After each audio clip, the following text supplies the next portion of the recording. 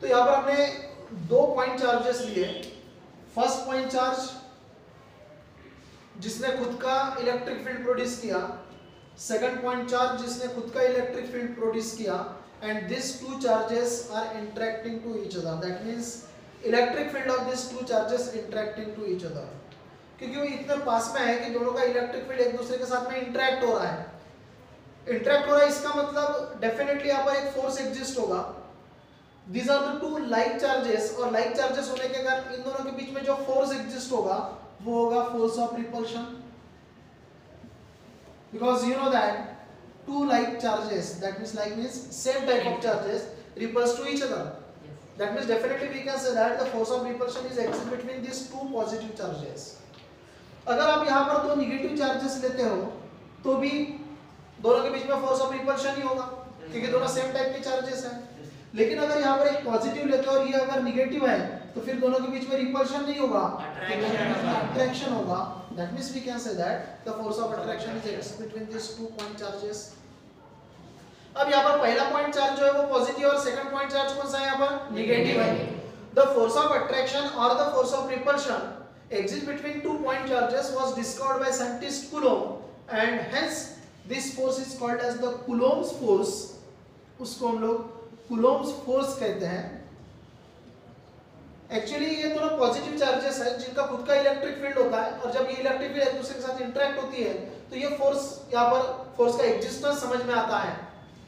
इस फोर्स को हम लोग एक्चुअली कहते हैं electrostatic force, but this electrostatic force was discovered by scientist Coulomb, so it is called as the Coulomb's force. Now let us find out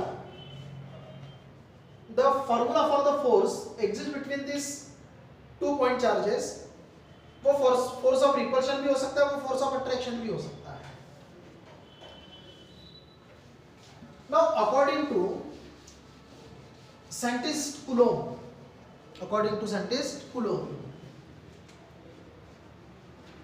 the force of attraction, if two unlike charges are there, अगर वहां पर दो unlike charges हैं तो फिर ये कौन सा कहलाएगा फोर्स ऑफ अट्रैक्शन। अगर दो लाइक चार्जेस है तो फिर क्या हो जाएगा force of repulsion. The force of attraction और the force of repulsion between two point charges, don't take single charge लेना है, two point charges is directly, this is the first relation। यहाँ पर दो रिलेशन आएंगे, एक डायरेक्टली और दूसरा इनवर्सली। डायरेक्टली प्रोपोर्शनल टू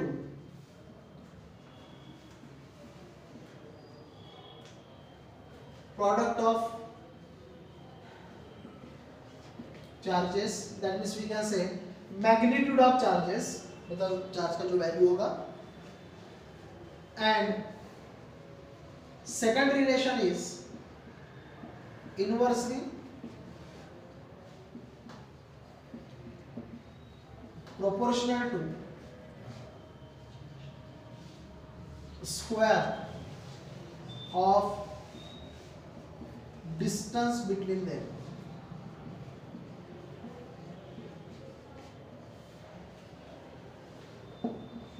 ठीक है।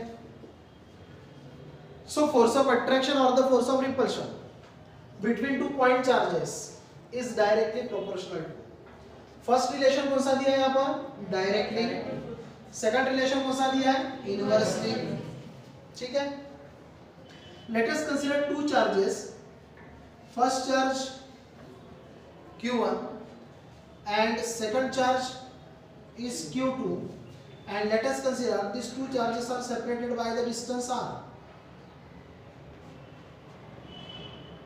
समझ लो कि Q1 और Q2 के बीच में जो मीडियम है वो एयर मीडियम है। कौन सा मीडियम है वो एयर मीडियम है। तो दो चार्जेस है, पहला चार्ज हो गया Q1, दूसरा चार्ज हो गया Q2, और दोनों को सेपरेशन जो है तो दोनों के बीच में जो डिस्टेंस है वो क्या है यहाँ पर r। Now according to the statement, let us consider the force of attraction or the force of repulsion is denoted by F, what is the first relation? Directly. What is the second relation? Inversely. एक बात ध्यान में रखना, कई लोग confuse होता है directly और इनवर्सली में. कैसे याद रखेंगे? देखो, आपको डायरेक्टली प्रोपोर्शनल अगर लिखना है तो न्यूमरेटर में लिखो, और इनवर्सली अगर लिखना है तो डिनोमिनेटर में लिखो. देखो कैसे. आपने यहाँ पर डायरेक्टली लिखा हुआ है. डायरेक्टली प्रोपोर्शनल किसके है? प्रोडक्ट. किसके है? प्रोडक्ट. किसका प्रोडक्ट है यहाँ पर? Charges.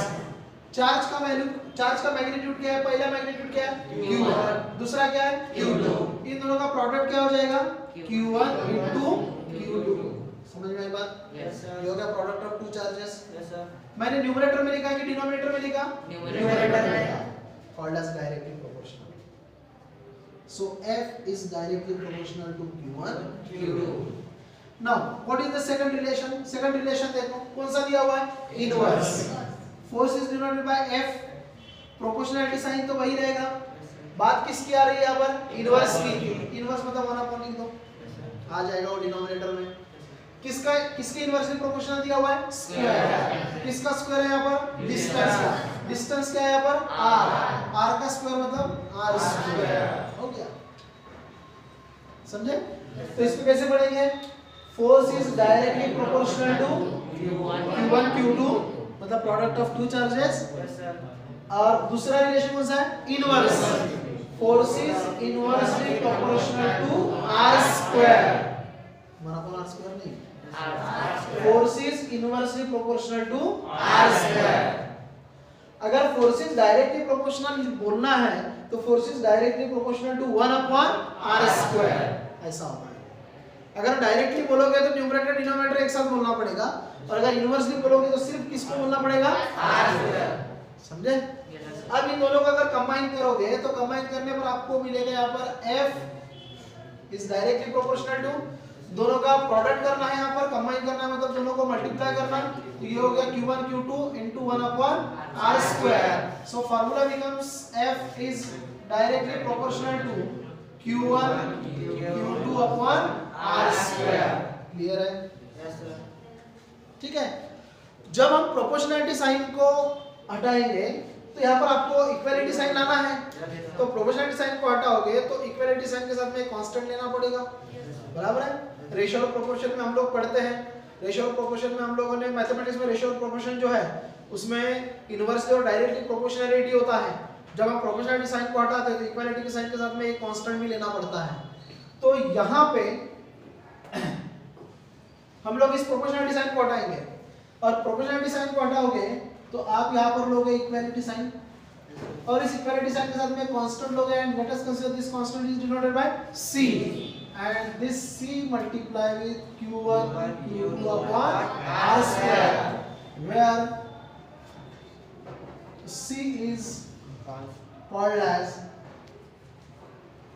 or c is constant of proportionality.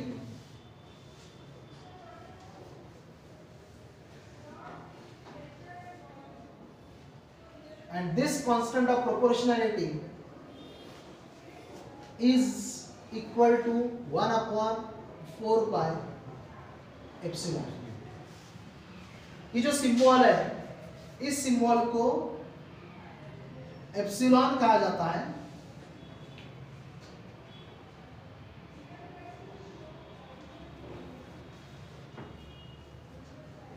ये एप्सिलॉन सिंबल है. जैसा आप लोग इसको ओमेगा कहते हो, यस सर. वैसा ही इस सिंबल को क्या बोला जाता है? एप्सिलॉन. इट इज नॉट ई. ई नहीं है वो. बहुत सारे लोग क्या करते हैं? ई बना देते हैं. ई नहीं है. फर्क है ना, ये और इसमें फर्क है. Yes sir. तो ये हो गया एप्सिलॉन. यहाँ पर हम लोग इसको परमिटिविटी कहते हैं. It is called as permittivity of medium. Permittivity of medium. अच्छा एक बात बताइए, ये जो दोनों चार्जेस है, इन दोनों चार्जेस को पहले आपने एयर में रखा, डिस्टेंस r है, इन दोनों के बीच में फोर्स एग्जिस्ट होगा, दोनों के बीच में इलेक्ट्रिक फील्ड तैयार होगा. ठीक है. बाद में हमने ये दोनों चार्जेस को, चार्जेस वही Q1 और Q2, और दोनों के बीच में डिस्टेंस कितना है? r. इस पूरे सिस्टम को, ये जो पूरा सिस्टम है, इस सिस्टम को मैंने वाटर में रख दिया. वाटर में रखा, चार्जेस वही, डिस्टेंस भी वही, बताइए बनने वाला जो फोर्स है, मतलब इन दोनों के बीच में जो एग्जिस्ट होगा फोर्स, जिसको हम लोग फोर्स ऑफ अट्रैक्शन या फोर्स ऑफ रिपल्शन कह रहे हैं, क्या वो फोर्स वही होगा जो फोर्स आपने एयर के वक्त देखा था? वाटर में वही होगा? नहीं होगा, डिफरेंट होगा। क्यों डिफरेंट होगा? चार्जेस वही है, डिस्टेंस वही है, किसका फर्क पड़ा? मीडियम का। मतलब मीडियम चेंज होने से ये फोर्स चेंज हो रहा है, मीडियम चेंज होने से इलेक्ट्रिक फील्ड चेंज हो रहा है। उस चेंज को शो करने वाला कौन है? Permittivity of medium. बराबर है।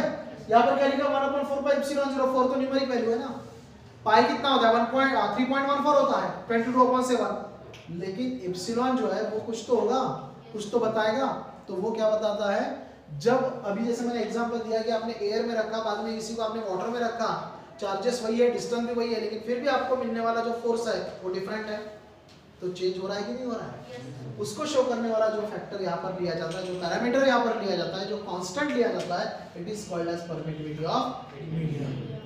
Now this formula for the force, this is equal to 1/4 pi epsilon and this is q1 q2 upon r square. Now this is the formula called as force of attraction or force of repulsion, or it is also called as Coulomb's force, or it is also called as the electrostatic force. This force is exists between 2 point charges. ये दो charges rest condition में है, दोनों charges point charges है, तो उनके बीच में जो फोर्स एग्जिस्ट होगा वो होगा 1/4 pi epsilon q1 q2 upon r square. अब हम यहाँ पर कंसीडर कर रहे हैं q1 q2 के बीच में एयर है, तो एयर जब कंसीडर किया जाता है तो फिर इसका एक्सटेंशन करना पड़ेगा। अभी मैंने यहाँ पर एप्सिलॉन लिखा, एप्सिलॉन मतलब यहाँ पर मैंने बोला it is the permittivity of medium, permittivity of medium, मतलब कोई भी मीडियम हो उसके लिए हम एप्सिलॉन का यूज करते हैं। लेकिन अगर एयर की बात होती है तो एयर के लिए फिर ये जो फार्मूला है, इस फार्मूला में आप एप्सिलॉन की जगह पर एप्सिलॉन 0 लगाते हो, इसका मतलब आप पर ऐसा लिखोगे, यहाँ पर 0 रखोगे, तब यहाँ पर ये कहलाएगा परमिटिविटी ऑफ एयर, और it is called as permittivity of vacuum, और it is called as the permittivity of free space. Free space मतलब जहाँ पर कोई भी मीडियम नहीं है। वैक्यूम मतलब ही फ्री स्पेस होता है, मतलब जहाँ पर कोई मीडियम नहीं है वो वैक्यूम हो गया। और कंसीडर टू बी मतलब जो वैल्यू होगा वो एयर के लिए भी वही कंसीडर किया जाएगा।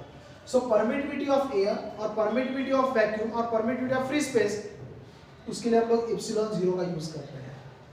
तो ये एप्सिलॉन 0 कैसे आएगा? तो अभी देखो आपके पास में एप्सिलॉन है, but in this case epsilon is equal to epsilon 0 क्या होता है। अब बात यह है कि के कौन है। पहले ठीक है हमने बोला कि मीडियम चेंज हुआ, फोर्स चेंज हुआ, उस चेंज को शो करने वाला कौन है? परमिटिविटी। मतलब परमिटिविटी के ऊपर डिपेंड होता है ऐसा हमने बताया। लेकिन अब देखा जाए तो परमिटिविटी का फार्मूला में के आ रहा है, इसका मतलब ये परमिटिविटी किसके ऊपर डिपेंड हो जाएगा? के ऊपर। क्यों के ऊपर डिपेंड होगा? क्योंकि एप्सिलॉन 0 का वैल्यू जो है वो किस, ये क्या है? ये तो परमिटिविटी ऑफ एयर हो गया ना, ये हो गया परमिटिविटी ऑफ एयर, और it is also called as permittivity of vacuum, और it is also called as permittivity of free space. मतलब ये तो कांस्टेंट होता है, इसका वैल्यू होता है 8.85 into 10⁻⁻12 coulomb square upon newton metre square, ये इसका यूनिट होता है। 8.85 into 10⁻⁻12 एप्सिलॉन 0 का वैल्यू कांस्टेंट है, ये कोई चेंज नहीं करेगा, ये वैसे ही रहेगा। मतलब एप्सिलॉन 0 कांस्टेंट हो गया, इसका मतलब ये जो परमिटिविटी है अब ये किसके ऊपर डिपेंड हो गया? के ऊपर डिपेंड हो गया। बराबर है। मतलब फार्मूला आपका क्या बन गया? फार्मूला बन गया F is equal to 1/4 pi epsilon 0 के, और ये हो गया q1 q2 upon r square. ठीक है, लेकिन अभी भी एयर के लिए आया नहीं है। एयर के लिए क्यों नहीं आया? ठीक है एप्सिलॉन 0 का एयर के लिए कांस्टेंट है, लेकिन फिर भी साथ में कौन आया यहाँ पर? के आया है। तो के क्या है ये समझना पड़ेगा, के क्या होगा ये क्लियर करना पड़ेगा। ठीक है। Now in this case K is called as dielectric constant of medium, where K is called as dielectric constant of medium. ये मीडियम का डाइलेक्ट्रिक कांस्टेंट होता है, मीडियम का डाइलेक्ट्रिक कांस्टेंट होता है. For air K is equal to 1 होता है, तो आप यहाँ पर 1 पुटअप कर दो. 1 पुटअप करोगे तो फार्मूला क्या होगा, F is equal to 1/4 pi epsilon 0 Q1 Q2 upon R square. अब पहला फार्मूला देखो आपका क्या बना था, यहाँ पर देखो फार्मूला क्या बना था, 1/4 pi epsilon Q1 Q2 upon R square. और जब दो चार्जेस के बीच में हम एयर कंसीडर कर रहे हैं तो K का वैल्यू क्या हो जाता है एयर के लिए 1.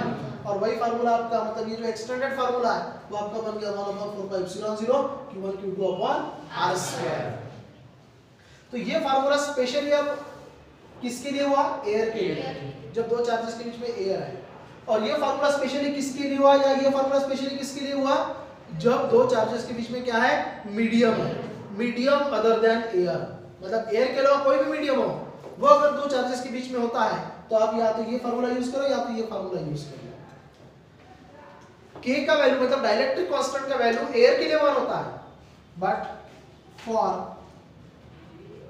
Medium other than air K is greater than 1. K का वैल्यू जो होता है वो हर मीडियम के लिए अलग अलग होता है. सिर्फ इसका वैल्यू मतलब इसका कम से कम वैल्यू 1 होता है, उससे कम नहीं होता, लेस देन 1 नहीं होता. इसका वैल्यू कम से कम कितना होता है 1.